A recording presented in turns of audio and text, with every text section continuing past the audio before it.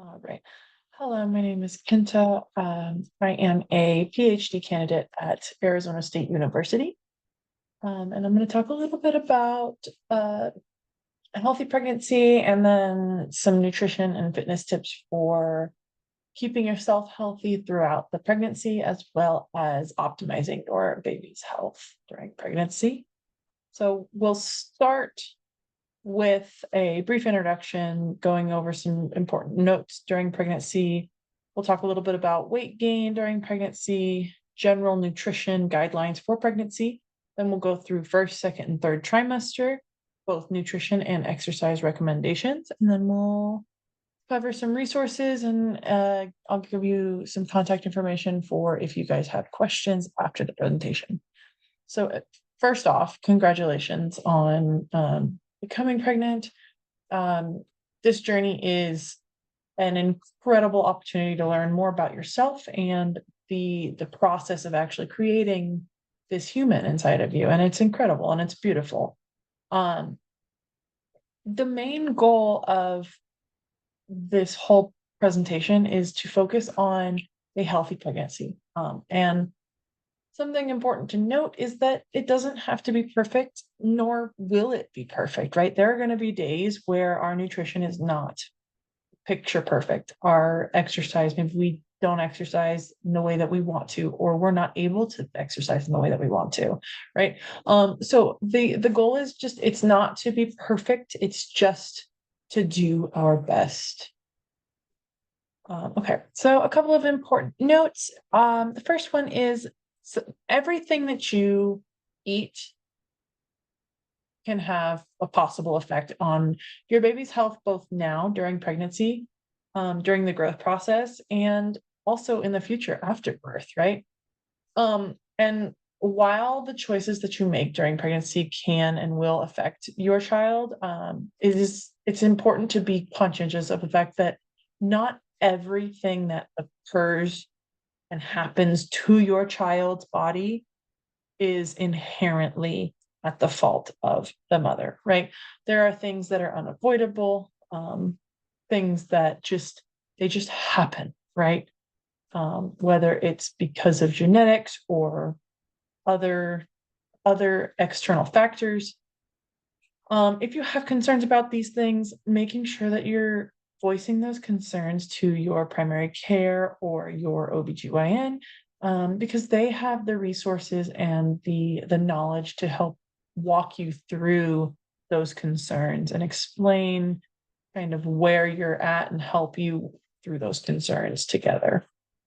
The second thing is staying active as long as possible during pregnancy is ideal. That being said, exercise during pregnancy will not hurt your baby to an extent, all right? Now, there are certain exercises that maybe we want to avoid during pregnancy, but for the most part, exercising during pregnancy will not hurt your baby.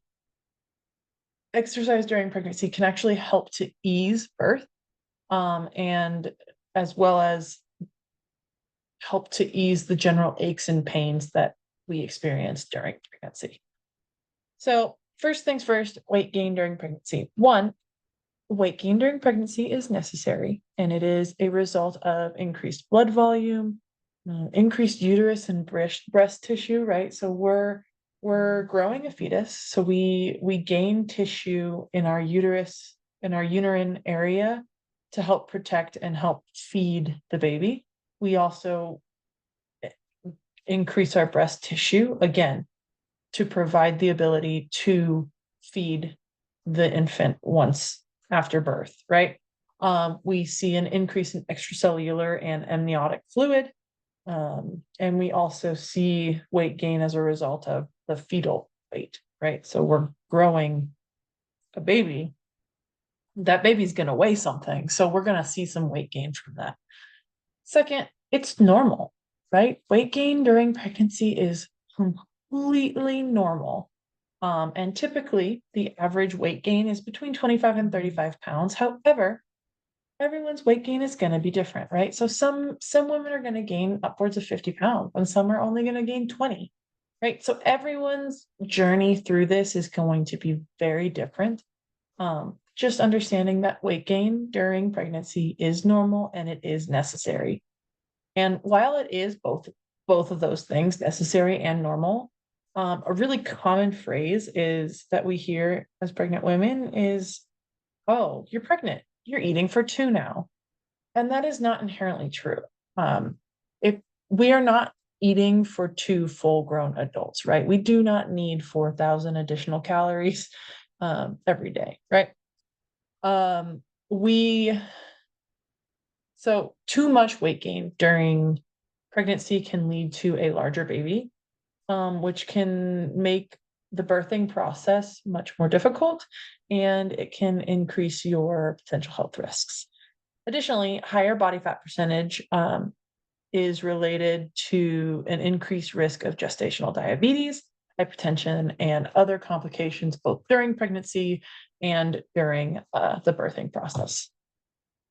So, nutrition as a whole, the basic principles of healthy eating are going to apply during pregnancy. So, incorporating fruits, vegetables, whole grains, lean proteins, and healthy fats.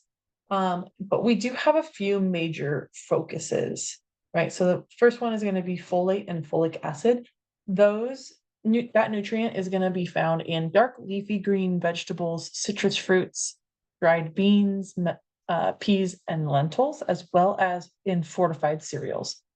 Second one is going to be calcium. Calcium is found in dairy products. It's also found in broccoli and kale, and then again in those fortified fruit juices and breakfast cereals. As for vitamin D is found in fatty fish like salmon, and also in fortified milks and orange juices. And then we are also able to actually create our own vitamin D from the sun, right? So making sure that we're getting outside with SPF on our to protect our skin, but we are able to convert sunlight essentially into vitamin D. Protein is super necessary because protein is the building block for tissues. And so when we're building a human, right, we need proteins. Those are going to come from fully cooked lean meats, poultry, seafood, and eggs, as well as beans, peas, nuts, seeds, and other soy products. Iron is very important for women as a whole, but during pregnancy, it's also very important. This is going to come from fully cooked red meat, poultry, and certain fish, as well as iron fortified cereals, beans, and leafy green vegetables. So, what should be avoided during pregnancy? First two things, avoid at all costs. So, alcohol, no amount of alcohol has been seen or shown to be safe during pregnancy. And so it's advised that to be safe, we don't drink any alcohol whatsoever. The reason being is that intake of and any level of intake of alcohol increases the risk of miscarriage and stillbirth, as well as it can lead to fetal alcohol syndrome, which is a birth defect. The second thing is smoking and tobacco products. So smoking tobacco products, they're carcinogens. So they are not only dangerous to mom, but they are also dangerous to baby. And these first two things, if you are concerned about reliance or dependence or addiction to these two things, please consult your primary care doctor. They can help you create a plan for how to approach this pregnancy and avoiding these two teratogenic items, right? So the next ones are going to have to do with our actual food intake. Unpasteurized milk and foods that are made with unpasteurized milk, such as soft cheeses like brie. So unpasteurized milks and other products that are made with these milks are also considered raw milks. And the reason that they should be avoided is because they have increased risk of foodborne illnesses caused by bacteria in them. So the pasteurization of food products is essentially the heating of these food products to kill off any bacteria in them. And so when we are consuming these unpasteurized food products, we are consuming food products that haven't necessarily been voided of these illness-related bacteria. So hot dogs and deli meat are another source of foodborne bacterial infection. And so it is advised either to avoid entirely, or if you do choose to eat them, they should be cooked until steaming to ensure that any bacteria inside of them has been killed off. Number 5 is going to be any raw and undercooked seafood, eggs, or meats. Same thing as number 4, same thing as number 3. These are linked to foodborne illnesses, right? And then finally, number 6 is seafood containing high levels of mercury. So mercury is can be found in large fish animals, so things like sharks, swordfish. And the reason we want to avoid this is because mercury can have an effect on our baby's nervous system, which is obviously during pregnancy still developing. So we don't want to put them at risk when they're still being developed. So during the first trimester, we experience large hormonal surges. Honestly, throughout the entire pregnancy, we experience these hormonal surges, and they can cause side effects or symptoms. Often we see morning sickness and nausea. We see forgetfulness, which is also referred to as pregnancy brain. We see dizzy spells and lightheadedness. We can see mood swings, fatigue, shortness of breath. We also can see sleep issues and increased frequency of urination. So nutrition recommendations for the first trimester. The focus for these is going to be on general health, basic nutrition, and creating routines to help ease the rest of the pregnancy. So general health tips, during pregnancy, during the first 3 months, no additional calories are needed. So something that's commonly used in multiple aspects of nutrition and nutrition education is the technique of mindful eating. So mindful eating involves paying attention to the actual experience of eating, and its practice includes eating slowly to savor each bite, turning off distractions, including the TV or your cell phone, and not working through lunch. It allows you the opportunity to take time to practice gratitude and recognize whether your eating is because you are genuinely hungry or if it's an emotional response, right? So just being mindful during this time and taking the time to really experience the actual process of eating rather than just seeing eating as a means to an end. It also allows you to take the time to do hunger and fullness checks. So that essentially is just taking a second to, when you take a bite, you just put your fork down and you just kind of sit in your body. You kind of go from your toes, up your legs, up through your core, just really focusing on how you're feeling as a whole. And that helps to recognize when you are full and avoid overeating to the point of discomfort. I'm going to go back up a little bit on this slide, and it is that bullet point that says, don't feel the need to finish your plate every time. So for many people, the desire, the need to finish your plate is a learned behavior. And so using mindful eating also allows you to take a moment and recognize maybe I'm not hungry anymore, but there's still half a sandwich on my plate. The learned behavior in me says I can't get up from the table until I finish what's on my plate. But if I'm recognizing that I am no longer hungry, I do not need to finish what's on my plate, because if I finish what's on my plate, I might be getting to the point of discomfort or overeating, right? So just allowing yourself to really recognize how you are feeling. Okay, so moving on.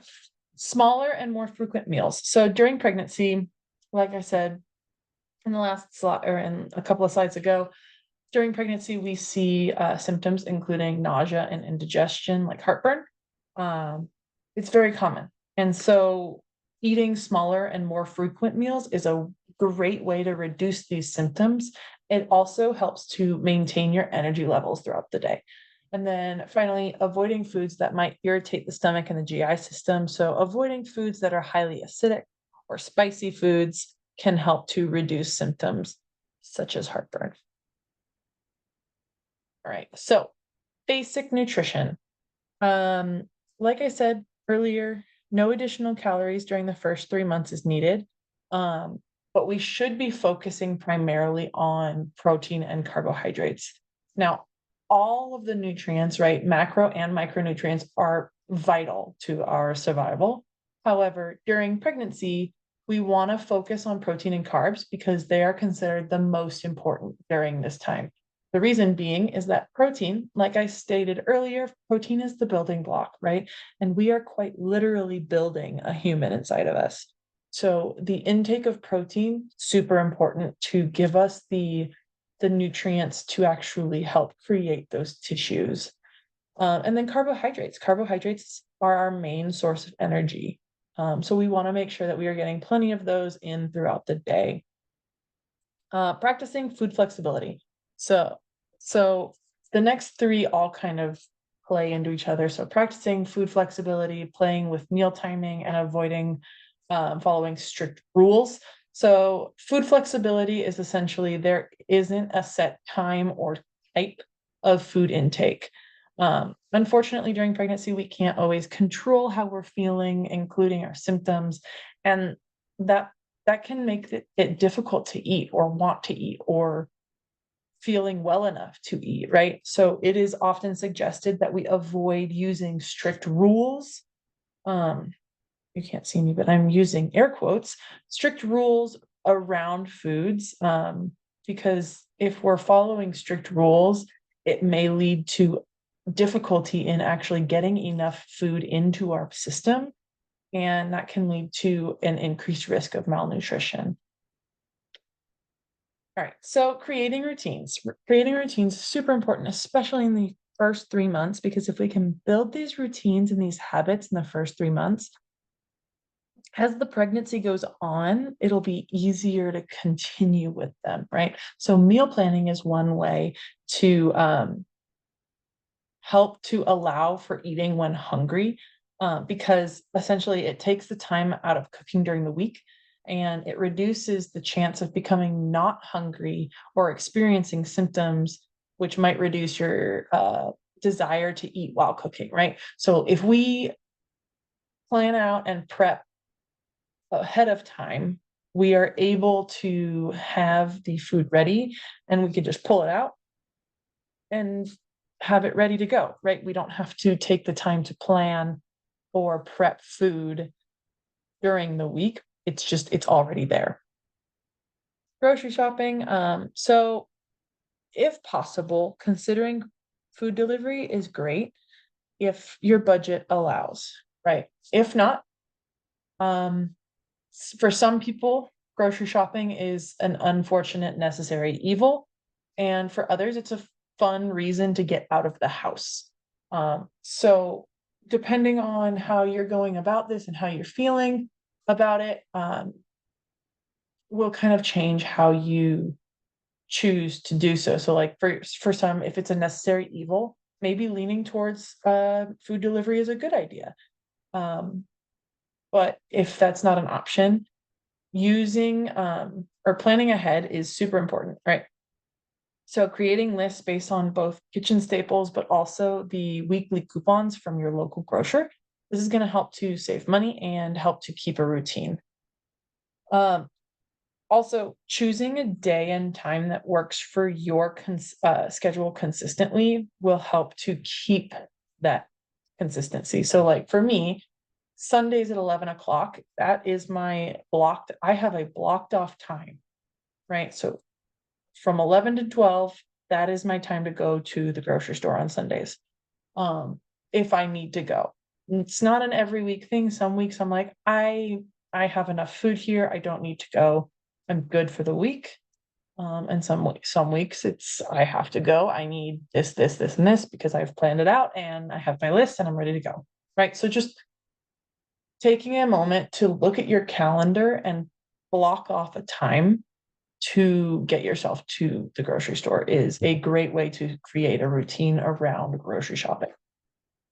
All right, so food prepping. I kind of alluded to it earlier. Food prepping is great, not only just for pregnancy, but overall, food prepping can help to save money and time and stress during the week, right? So essentially prepping, sorry about that. Batch prepping is essentially the creation of multiple servings of a single meal to allow for multiple days food to be prepped ahead of time. So basically you make a giant recipe of one thing and you can eat that for 3, 4, 5 days in a row. And it's ready to go in your fridge and you just pull it out, toss it in the microwave, call it good.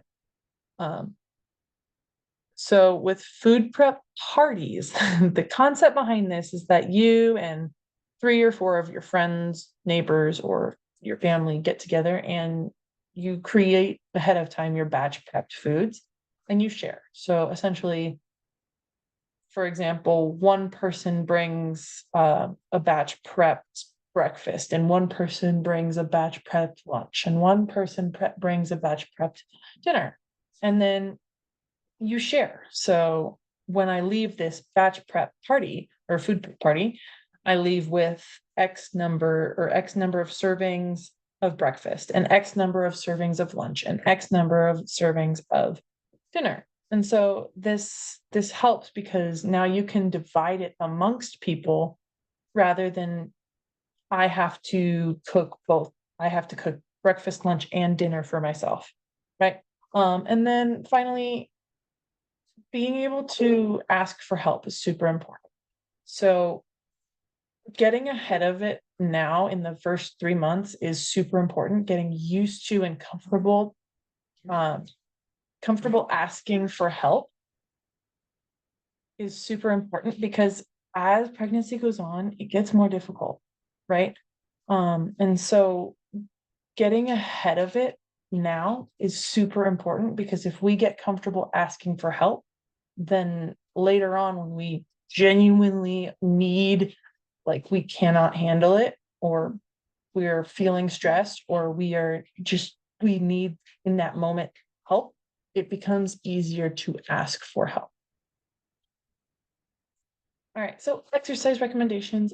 As for cardiovascular training, it is recommended that you guys get, or we get approximately 150 minutes of moderate exercise. So that is going to be 25 minutes a day, about 6 days a week, or 30 minutes a day for 5 days a week. And that can include running and jogging, biking, swimming, elliptical, brisk walking, and then lower intensity group classes. One thing to note is that we should be avoiding high intensity workouts. And that's because we have trouble kind of maintaining our body temperature and we don't want our heart rates to be too high during pregnancy. Additionally, we want to avoid hot classes so things like hot yoga and hot works. And that's because we have a difficulty during pregnancy to maintain our body temperature. All right, so strength training is highly encouraged all throughout pregnancy, and this is because it helps to provide stability and comfort during later stages of pregnancy. It can also help to ease the birthing process, because if we are able to build the musculature, we can use that musculature during the birthing process. Main focuses during exercise, specifically strength training is going to be focused on the upper back, which will help to carry the extra weight of breast tissue, the trunk, which will help to hold the baby and control for extra weight in the midsection. And then finally, posterior chain, so hamstrings, glutes, low back. That's to help support the weight of that new belly that we are going to eventually have in front of us, right? So a couple of other important things to note all throughout pregnancy, core and pelvic floor focus is super important. And you can find these exercises on our exercise library, which will be probably the link for those is probably going to be exactly where you found the link for this. So go ahead and check that out on this YouTube. All right, so a couple of things for exercise all throughout pregnancy, but specifically during the 0 to 3 months is we want to be safety focused. Making sure that we are adequately hydrated. That is important for general health, but also during pregnancy because we don't want to lose too much fluids because like I said, I've said it way earlier, but we increase our blood volume. And so if we are losing too much fluid, we have negative health effects, right? So we want to make sure that we are drinking plenty of water. We also have a body temperature issue. So hormones during pregnancy can affect the way that our body is able to maintain our temperature control. So as a whole, during pregnancy, we want to avoid any classes that are branded as hot classes, like I said, and also avoiding exercising outside during the hot or summer months. As for intensity, throughout pregnancy, we want to keep it slightly lower than we might normally. And it is advised that you focus on your intensity and your perceived exertion rather than actual percentages of like a 1 rep max, right? So instead of using an 80% of your 1 rep squat max, you want to go into your RPE, which is a rating of perceived exertion. So a 6 to 8.5 is about the range that we want to stay in all throughout pregnancy, right? But no point during pregnancy should you get to an exercise intensity where you physically are unable to speak during this exercise. All right. We want to keep it lower intensity because we don't want that increased risk, right? So keeping it between a 6 and 8.5 out of 10. All right. So for symptoms during the second trimester, for most, these symptoms might be reduced, but unfortunately, some of us do still experience some of those symptoms, those including, like I said, that morning sickness, the forgetfulness, dizzy spells, mood swings, fatigue, shortness of breath. We might see some sleep issues and increased frequency of urination. During the second and third trimester, we are going to experience significantly greater amounts of hunger. All right. So nutrition for the second trimester. So the focus here is going to be very similar to the first trimester, still pushing for that general nutrition, general healthy guidelines, as well as a slightly increased caloric need. So we're going to want to take in about 340 more calories per day. And that is quite literally just a small sandwich and a glass of orange juice, right? So just a slight increase, right? Small meal, and then maintaining our general healthy eating guidelines, incorporating fruits, vegetables, whole grains, proteins, and healthy fats into our diet. All right, so as for recommendations for exercise, again, focusing on hydration, continuing to avoid those hot classes and exercise outside, we are going to need to slightly reduce that intensity. So rather than the max of 8.5 during the second and third trimester, we're going to want to decrease it to between a 6 and a 7 out of 10. And we can do that through reducing weight and increasing reps. So something important to note here is from the third month on, we want to try to avoid Olympic lifting. And that's because as your belly grows, the clearance for a barbell is significantly reduced, right? So a major point of Olympic lifting is to keep that barbell as close to the body as possible. And unfortunately, as our belly grows, we lose that clearance. And the risk of hitting the belly is significantly increased. So we want to avoid that risk. So avoiding Olympic lifting if at all possible. Exercising on your back is okay during this time. However, we do need to be constantly monitoring ourselves physically, mentally, all of the things. So if at any point you're feeling lightheaded or dizzy, getting yourself off your back, maybe calling your PCP just to make sure everything's okay. But for the most part, anytime we're on our back, between 30 and 60 seconds at a time is okay, but no longer than that. And then continuing to incorporate your core stability exercises into your exercise program. All right, so during the third trimester, again, for most, these symptoms might be reduced, but some of them may still be present. And during this trimester, you may see the reappearance of two very fun symptoms, and that is going to be an increased feeling of needing to urinate and heartburn. And that is because as the baby starts to grow more, they start to shift more, they start to move, and so we see them pushing more on our organs, including our bladder, which is going to increase that feeling of needing to urinate, and our stomach, which may increase the feeling of heartburn, right? So the focus here, again, very similar to the first and second trimester, but we have an additional increased caloric need. So now we're having to take in another 450 calories, which is another small meal, right? So now we're up to 2 additional small meals. That can include a glass of skim milk, a small sandwich, and a piece of fruit. But again, always trying to maintain our general healthy eating guidelines. All right. So exercise recommendations for the 6 to 9 month period of pregnancy.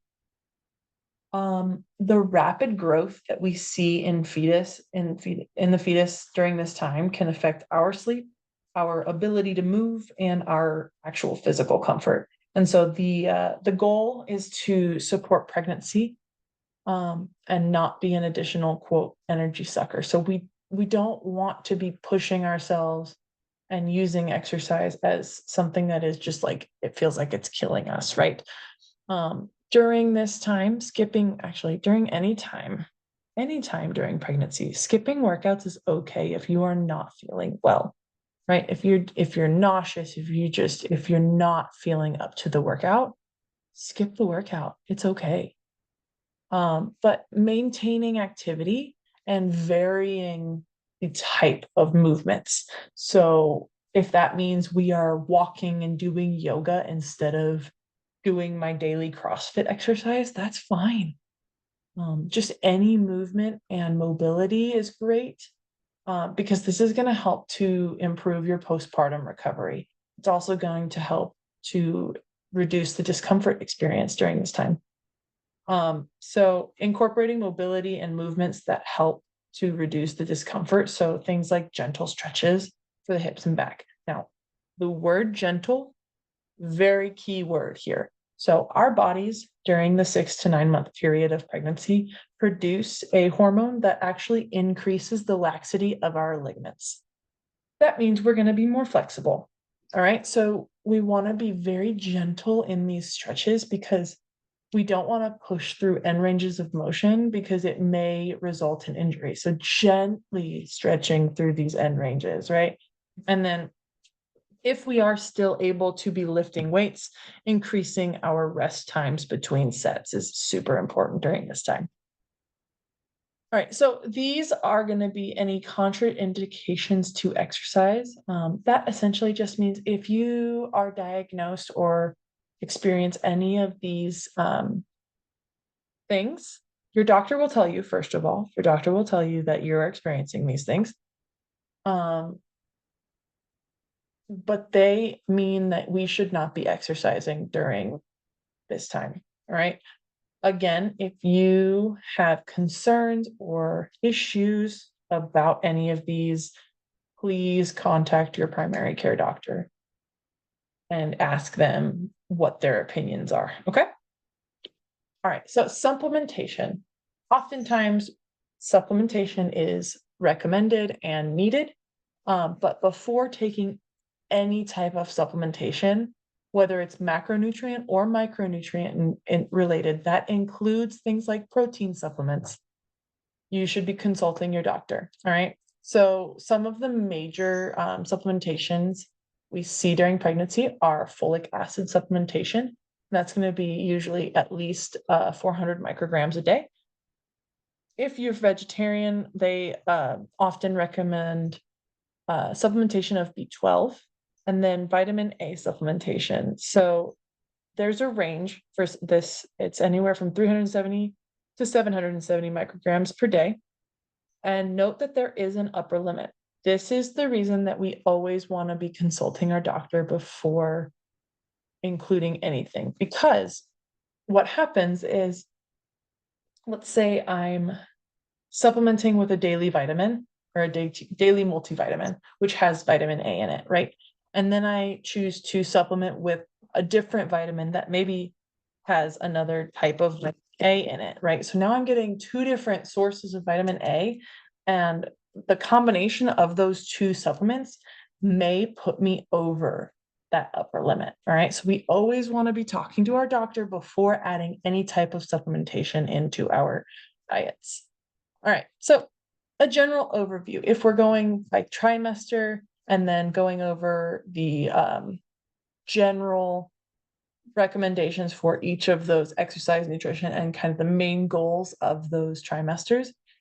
During the first trimester, no changes really in your exercise is necessary. Maybe a slightly reduced intensity, but really not a whole lot is needed to change. Nutrition, no additional calories are needed. And the main goal of this first is creating healthy habits. Second, during the second trimester, you should be starting to avoid Olympic lifting and always avoiding hot classes.